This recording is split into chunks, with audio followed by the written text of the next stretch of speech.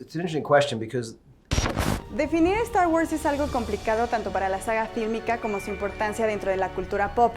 Finalmente es una historia que lleva 40 años en desarrollo y que se ha mantenido vigente en nuevas y viejas generaciones.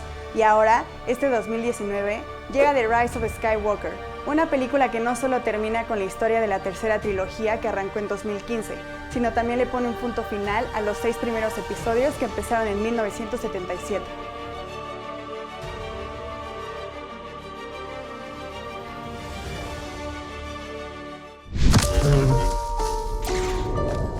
It's an instinct.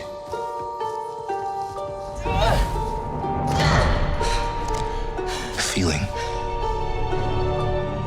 The Force brought us together. J.J. Abrams fue el responsable de traer de vuelta una historia que creó George Lucas hace más de 40 años, durante una época bastante confusa, donde la sociedad pagaba las consecuencias de 2 trágicas guerras.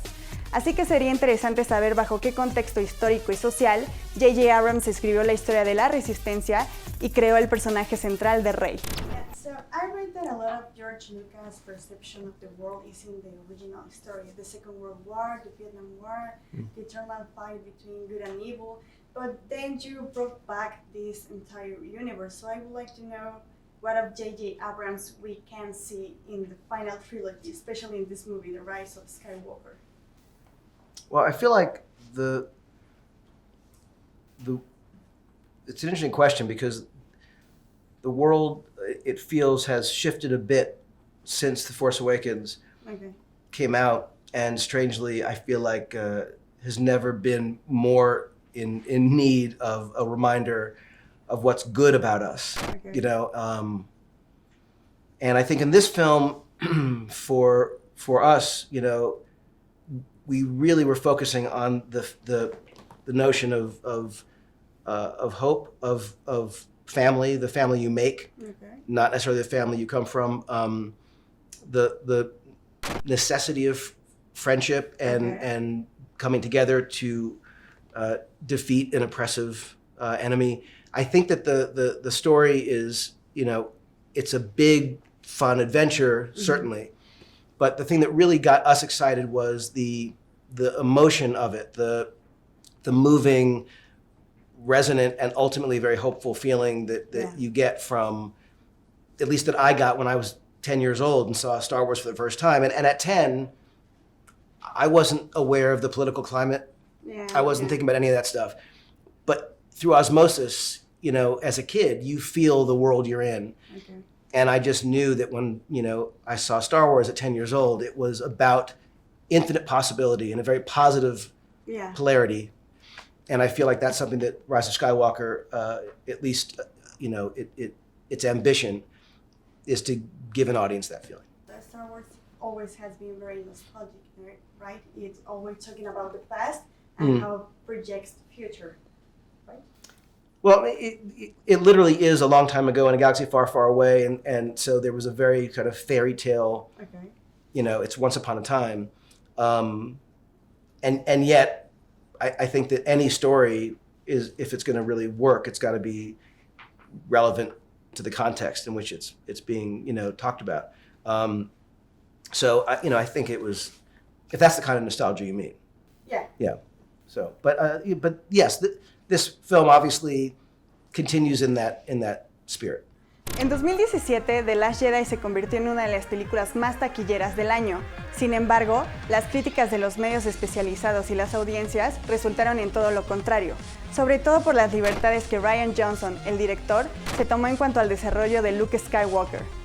Estamos seguros que The Rise of Skywalker ocupará los primeros lugares en la taquilla internacional, pero aún hemos de esperar la respuesta de las audiencias, sobre todo aquellas que crecieron con Star Wars desde la década de los 70. Part of this must be fantastic, but at the same time a little daunting and overwhelming. So how did you prepare for the reaction of the audience?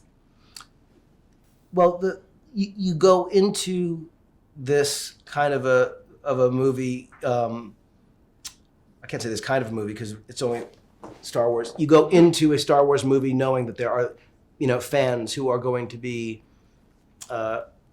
incredibly passionate, and there will be those who love it, there will be those who hate it, and there will be those in between.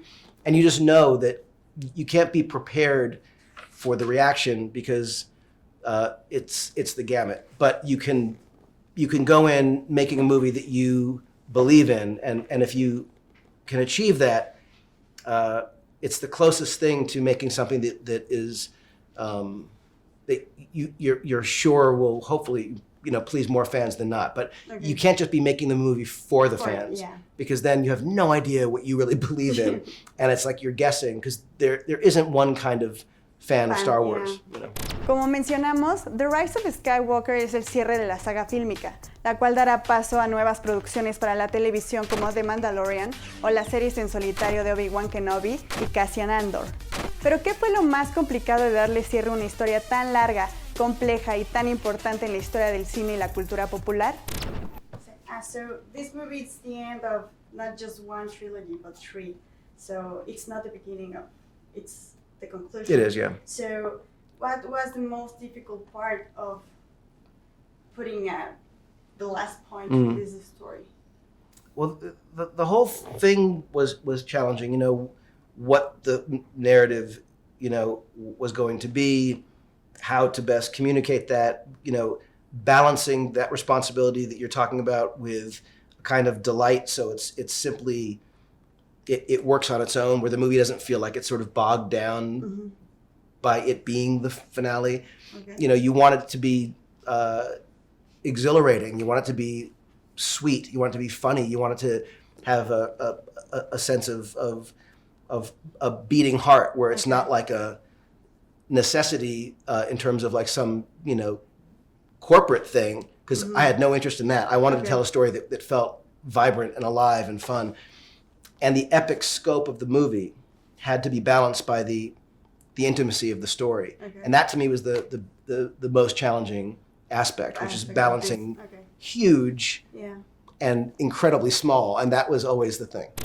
The Rise of Skywalker dividirá opiniones y muchos fanáticos podrán o no quedar satisfechos con las respuestas que Abrams dará para sus personajes y los de George Lucas. Pero lo que no podemos negar es que esta última trilogía se ha convertido en todo un fenómeno mediático dentro de la cultura pop en el que todos hemos participado. Si quieres seguir viendo entrevistas de grandes películas, no olvides suscribirte al canal de Sopitas.